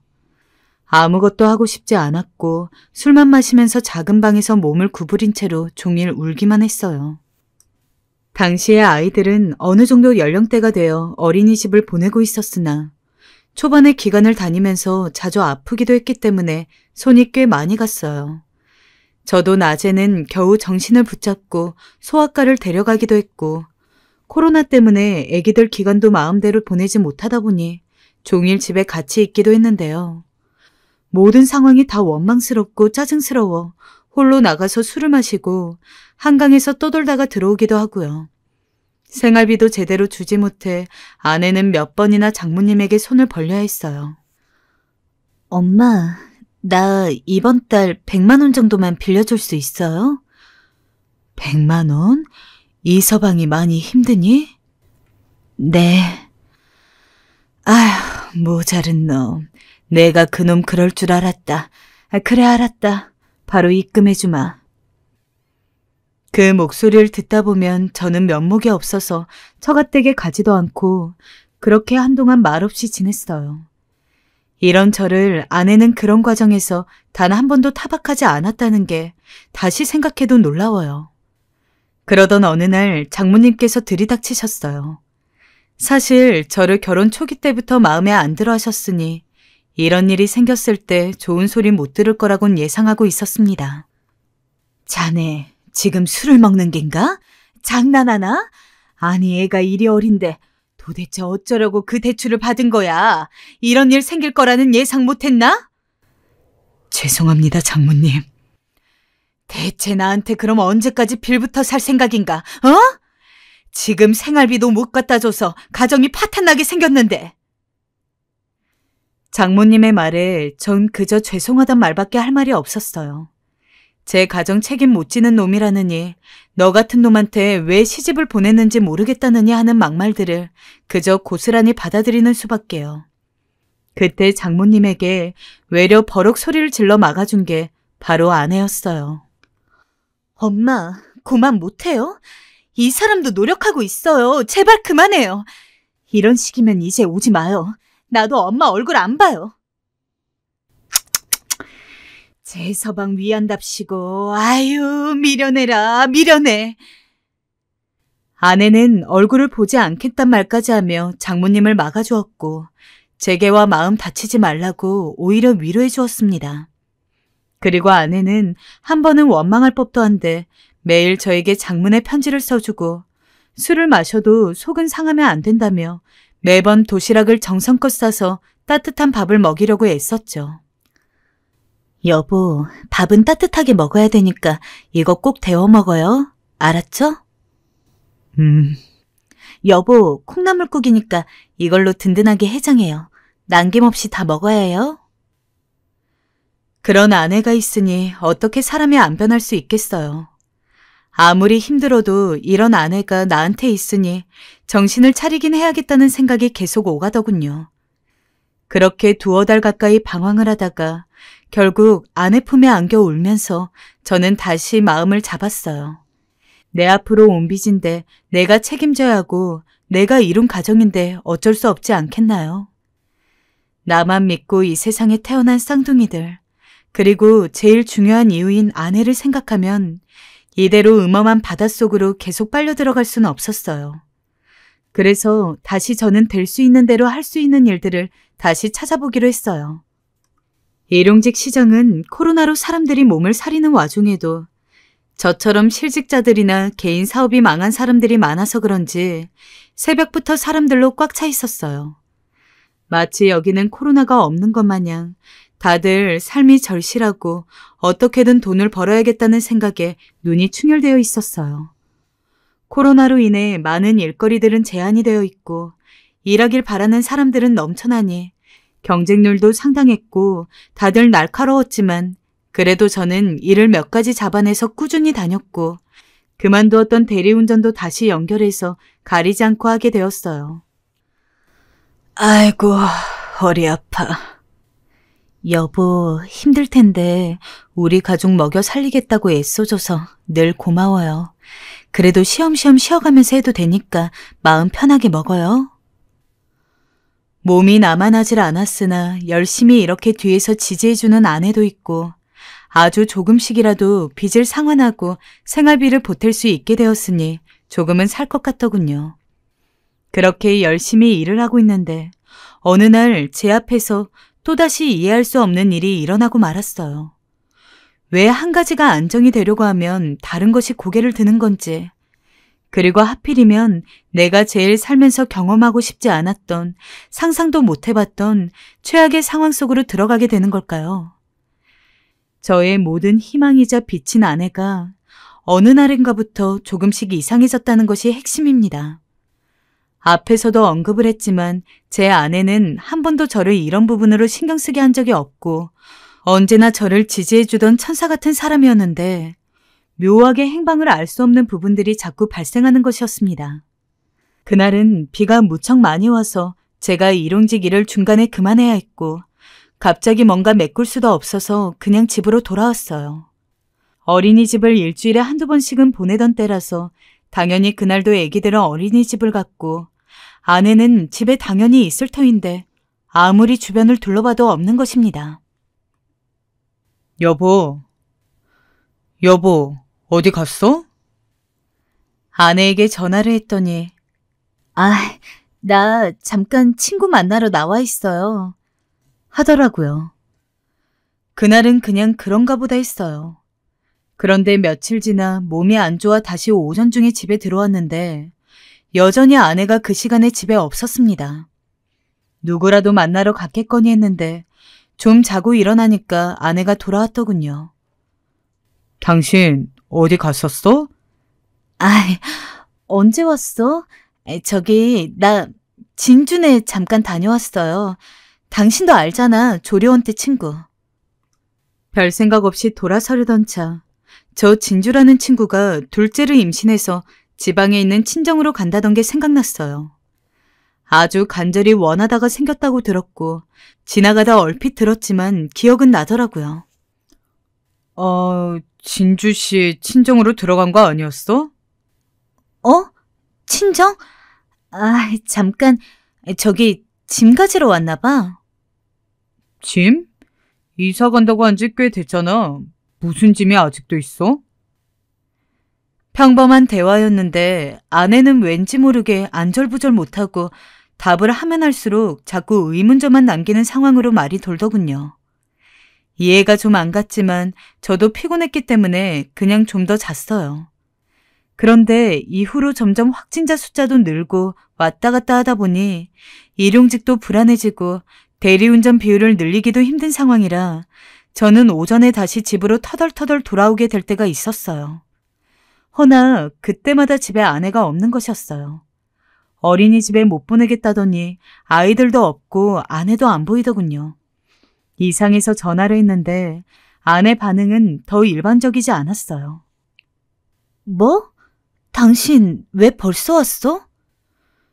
일이 없어서 그냥 왔는데 애들은? 애들 엄마네 잠깐 맡겼어. 당신도 장모님 댁이야? 내가 애들 데리러 갈게. 그랬더니 아내가 크게 당황하면서 막는 게 아니겠어요? 아니야, 내가 이따 데리고 들어갈게. 나 잠깐 나와 있어. 어딘데? 아내는 도통 시원하게 말을 못하고 자꾸 떠듬떠듬 헤매더군요. 얼마 안 되어 아내가 헐레벌떡 집으로 뛰어들어온 게 아니겠어요? 이날의 반응이 좀 황당하던 차에 아내의 모습이 평소와 다르다는 것이 느껴져서 저도 모르게 한참을 뚫어져라 보았어요. 평소 맨 얼굴에 옷도 헐렁한 옷들만 입고 있던 아내가 화장을 제대로 하고 완연한 외출복 차림을 하고 있더군요. 아무래도 저런 상태로 장모님 댁에 갈 리는 없는데 좀 신경이 쓰였습니다. 애들은 분명히 처가댁에 있다 온 게 맞긴 했지만 아내는 다른 곳에 가 있었던 것 같은 느낌이 들었고 수년간 살아오면서 늘상 수수한 모습을 하고 있던 아내가 저렇게 공들여 꾸민 모습을 보니까 조금은 낯설게 느껴졌어요. 요 얼마간의 일도 좀 시원스럽지 않았는데 좀 이상하다 싶어서 다시 묻게 되었어요. 오늘 당신 어디 다른 곳 갔었어? 애들 맡겨두고? 저기 사실은 혼자 잠깐 바람 쐬고 왔어. 좀 머리가 복잡해서. 바람을 쐬고 왔다고? 아내는 본인이 봐도 너무 다른 차림을 하고 있다는 걸 알았는지 결국 말을 하는데 그조차도 썩 납득이 가지 않았어요.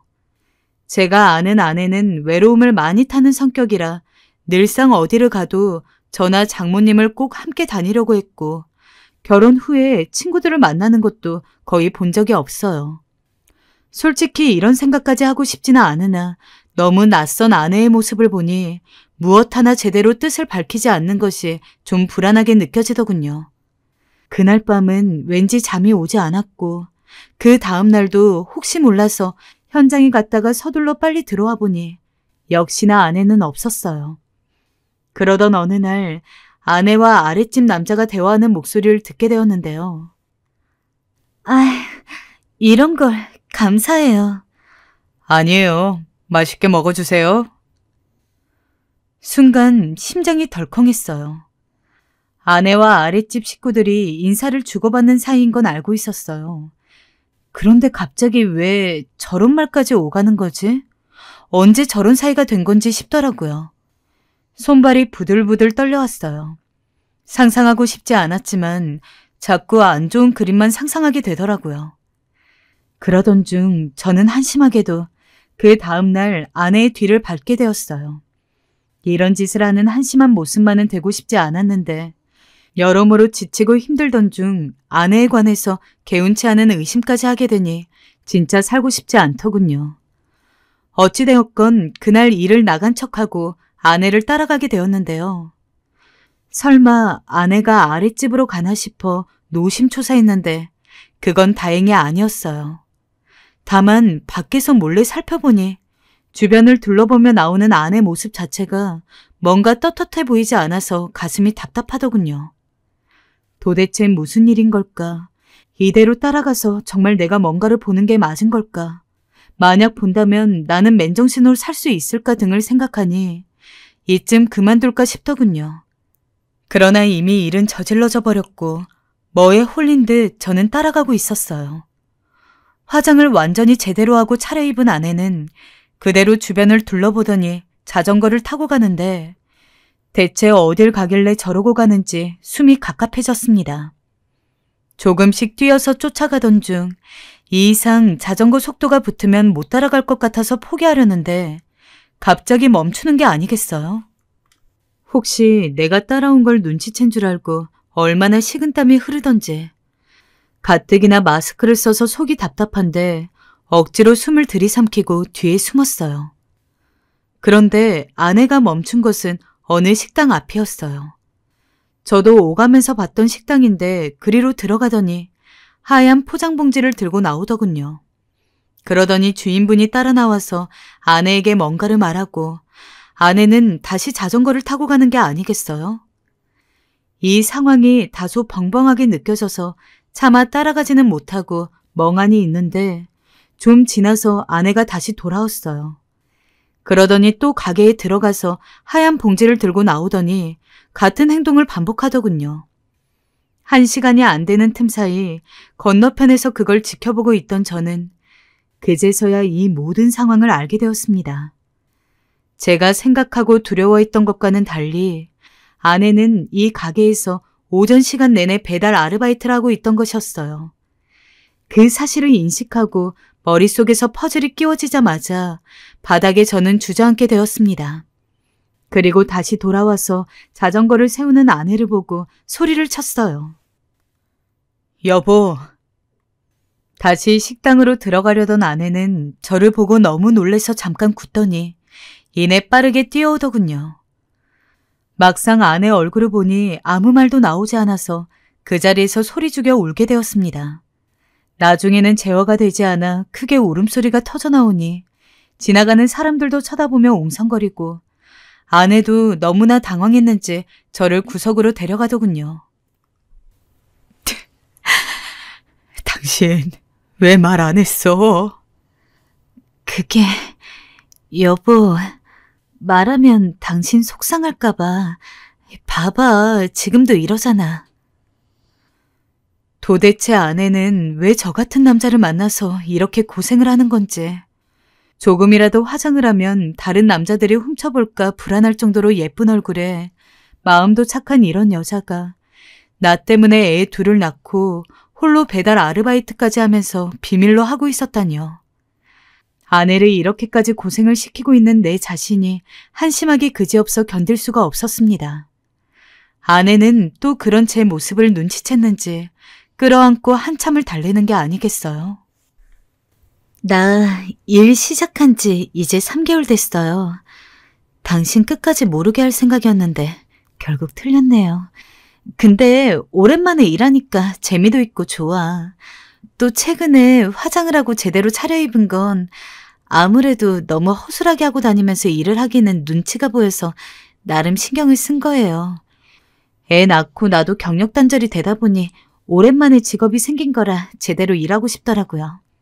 남들은 배달 아르바이트 하면서 뭔 화장을 하고 신경을 쓰냐고 하겠지만 말이에요. 그 말을 듣고 있으니 더 서글퍼져서 눈물이 앞을 가리더군요.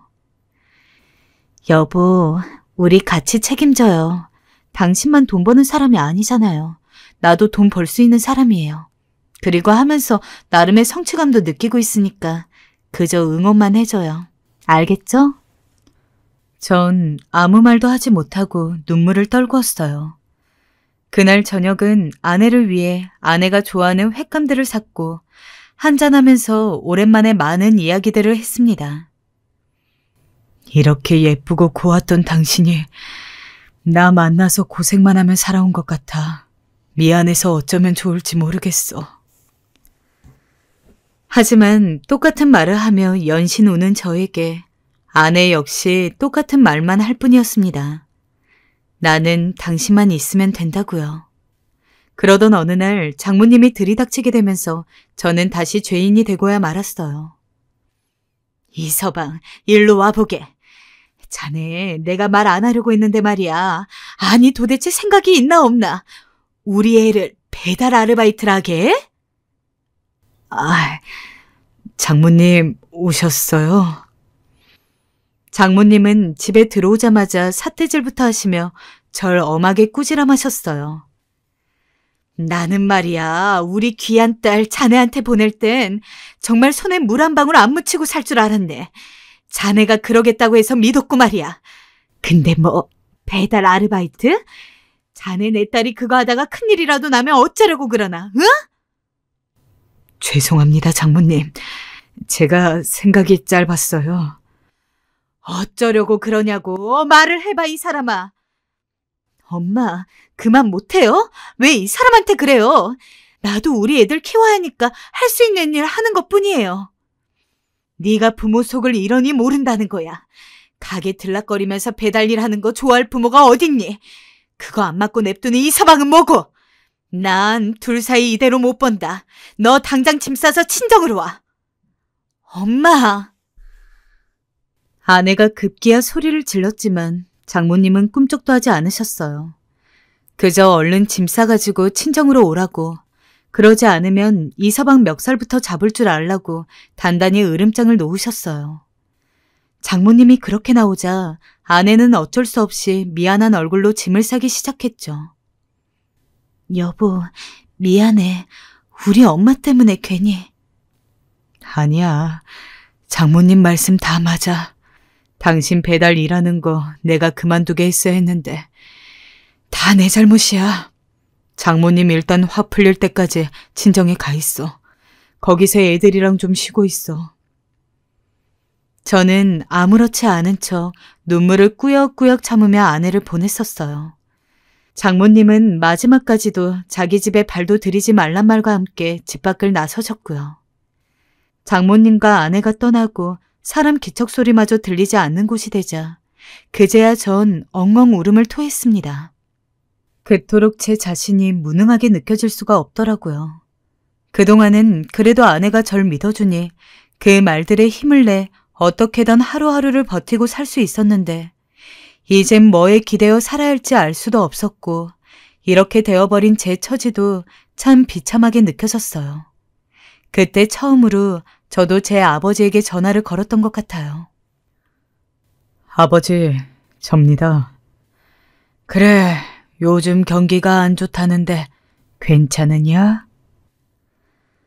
아버지의 말에 왜 이리 눈물이 나던지 왠지 모르게 따뜻하게 느껴지는 그 말에 저는 그만 목을 놓아 또 울고 말았어요.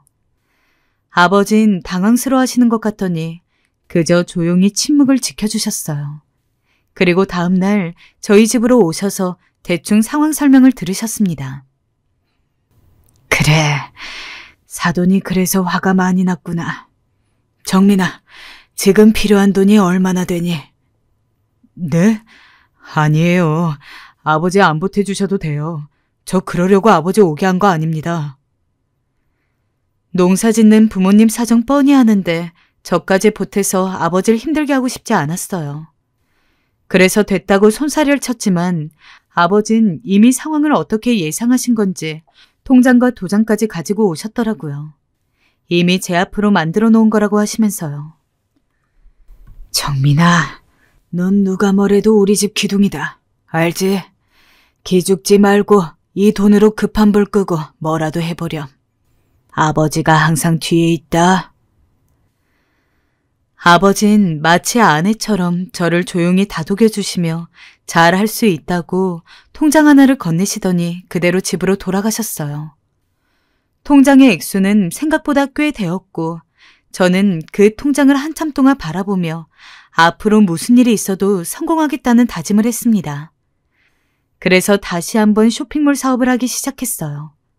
먼저 현재 상황에 타격을 덜 받을 수 있는 사업 아이템을 발빠르게 구상해 나갔죠. 이미 몇 번 해보았던 터라 진행하는 건 어렵지 않았지만 제가 성공해야 아내를 집으로 데려올 수 있다는 생각에 정말 목숨 걸고 일을 했던 것 같아요. 허나 그 사이에도 장모님은 여러 번 전화가 오셨어요. 한 번은 불쑥 말도 없이 들어오셔선 자네, 나 좀 보게. 자네 요즘 뭐하고 지내는 건가? 묻는 겁니다. 사업을 한다고 하면 또 무슨 말이 날아올 것 같아 대충 둘러댔더니 아이고, 그러니까 똑같이 지낸다 이 말이지. 자네 내 딸 얼굴 영영 안 보고 싶은 모양이네. 그렇지? 으이그, 모자란 놈. 내가 왜 자네 같은 사람한테 시집을 보낸 건지. 라고 말하시더라고요. 장모님의 말들은 그대로 빗으로 꽂혀 들어왔지만 전 애써 아무렇지 않은 척하며 장모님께 살갑게 대했어요. 조금만 지켜봐 달라고 상황이 좋아지면 제 사업도 다시 잘 될 거라고요.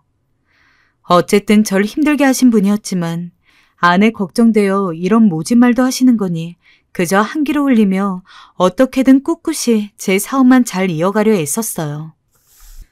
그러던 중 사람이 정말 죽으라는 법은 없는지 제가 열심히 하니까 뭐가 되긴 하더라고요. 처음엔 수익 창출이 잘 안 되었던 사업이 점점 빛을 보면서 드디어 빚을 갚을 수 있게 되는 상황까지 오게 되었어요. 어찌나 기쁘던지. 그때 전 아내에게 처음으로 전화를 해. 여보, 지금 나 하는 사업이 잘 되고 있어. 조금만 기다려줘. 라고 말했습니다. 그런데 운명은 왜 저에게 이리 모진 걸까요? 아니면 사람 사는 게 다 그런 걸까요? 제 사업이 어느 정도 자리를 잡아갈 무렵 아내를 데리러 친정에 갔는데 그만 그곳에서 충격적인 소식을 듣고야 말았습니다. 바로 아내가 암에 걸렸다는 소식이었죠.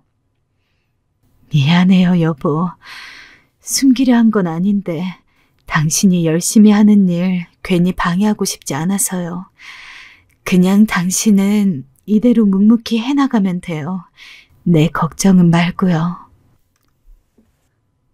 아내는 너무나 헬쓱한 몰골로 마지막까지 제 걱정을 해주고 있었어요. 장모님은 옆에서 엉엉 바닥을 치며 울고 있었고요. 그런 아내를 보는데 정말 주저앉고 싶었습니다. 아무리 초기 암이라 할지라도 암은 암인데 아내가 나 때문에 병까지 얻었단 생각에 도저히 잠에 들 수가 없었어요. 아내는 당시 항암 치료를 받고 있었던지라 먹는 것도 잘 못 먹고 많이 아픈지 신음소리도 자주 흘렸어요. 저는 그런 아내를 집에 데려와 정성껏 돌보기 시작했어요. 어떻게 하루하루를 보냈는지 기억이 안 날 만큼 그저 아내에게 최선을 다해 제가 할 수 있는 모든 건 다 하려 했어요. 아내는 일에 집중하라며 만류하곤 했지만 일이 뭐가 중하겠어요. 아내가 이렇게 아파하고 있는데. 저희 어머니 아버지도 아내를 보러 오시고 장모님도 절 거들어 아내를 보살펴 주셨어요. 또 아이들도 맡아주셨고요. 장모님은 제가 아내를 돌보는 정성을 보곤 어느 날 저를 불러 이런 말씀을 하시더라고요. 이서방, 내가 자네한테 그간 너무 야박하게만 군 것 같네. 미안하네. 나도 딸 자식이 먼저라 자네에게 해선 안 될 말도 참 많이 하고 그랬던 것 같네.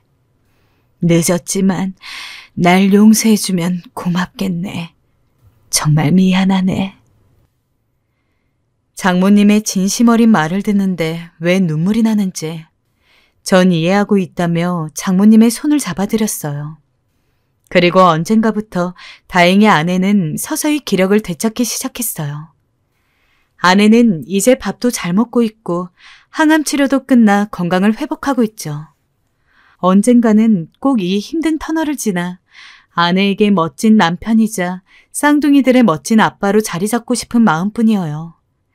그렇게 될 수 있을 거라고 믿으며 나가는 수밖에 없고요. 힘들어도 가족의 지지가 있으니 어떻게든 살 궁리를 하게 됩니다. 모두들 크고 작은 타격을 겪으며 살아가고 계실 텐데 이 터널이 너무 길지 않기를 바라며 응원할 뿐입니다.